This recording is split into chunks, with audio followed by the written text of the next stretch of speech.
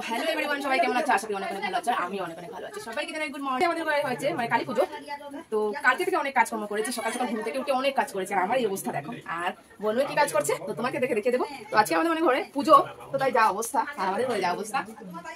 তো বলবে কি করে, মানে সকাল কিছু খাওয়া দাওয়া হয় না, শুধু কাজের কাজ। তো বোনকে দেখে দিই। আজকে আমি ছোট বোনকে বললাম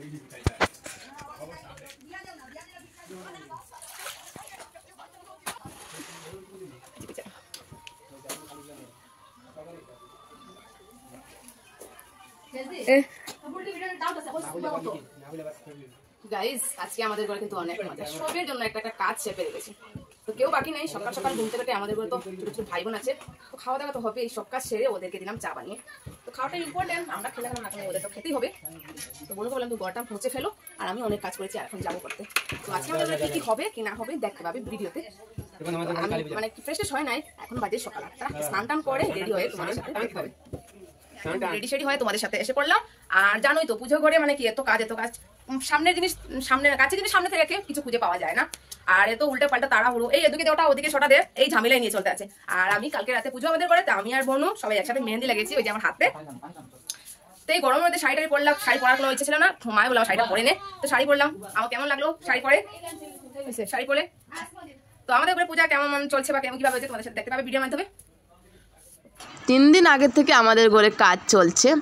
আর কয়েকদিন পরে পরে বাড়িতে পুজো হলে অনেক ভালো লাগে, এটা একটা খুশির ব্যাপার। আর আমাদের ঘরে হয় মানে কয়েকদিন পরে এক একটা পূজা হয়, যেহেতু যে সিজনে যেটা পূজাই হোক সেটাই পূজা হয় আমাদের ঘরে। আর কাজ তো চলছে, কাজ তার মধ্যেই গরম পড়েছে।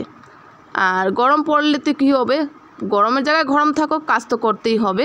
যতই কিছু পুজোর কাজ রেডি করো আগে থেকে, সব কাজ তুমি বলো না কেন এসে সব কাজ সেরে নিয়েছি, কিন্তু যেই মাত্র ব্রাহ্মণ মশাই আসবেন তারপর বলবেন যে এই ওটা আনো শটা আনো, এখনও রেডি করো নাই তোমরা সবাই।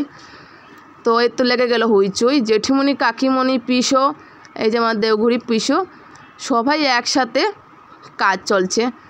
তারপরে আমার ছোটো বোন দেখো কি করে ওইখানে ওই যজ্ঞটার মানে আবির দিয়ে সাজানো চলছে ওই দিন। আর আমাদের ঘরে জানোই তো আত্মীয় স্বজন অনেক বেশি, কারণ জয়েন্ট ফ্যামিলি, অনেক বাচ্চা অনেক লোকজন, আর হইচুল চলছিল। কয়েকদিন পরে পরে ভালো লাগে, আমাদের ঘরে আত্মীয় স্বজন অনেক বেশি। জানি না কার কীভাবে, আমাদের তো অভ্যাস, জয়েন্ট ফ্যামিলি থেকে থেকে অভ্যাস এগুলো চলছে। তারপরে যজ্ঞ আরম্ভ হয়ে গেলো।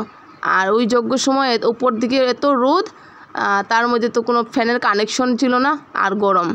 আগে থেকে প্ল্যান ছিল ভনুর আমার ওটা কাপড় পরবো আর ওই শাড়িটা পরবো, তাই কিছুই তো হলো না। গরম ভাবা গেল যে যেটা পরেছি সেটাই নিয়ে খুশি। তারপরে ওইদিকে খিচুড়ি খাওয়ার সময়, তোমরা কে কে পছন্দ করো ওই নিচে বসে খিচুড়ি খাওয়া হোক আর ভাত খাওয়া হোক, ওই বাচ্চা পুবাটি দেখো সবাই। আমি ভাবলাম তোমরা নিচে বসে খাও, ভালো হবে। আমি কিন্তু খুব পছন্দ করি নিচে বসে ভাত খাওয়া হোক আর প্রসাদ খাওয়া হোক, ওই টেবিলে গেলে আমি পছন্দ করি না। তারপর ছিল পরের দিন মায়ের প্রতিমা আমরা নিয়ে আমাদের ওই মন্দিরে এসে রেখে দিলাম, মানে ওই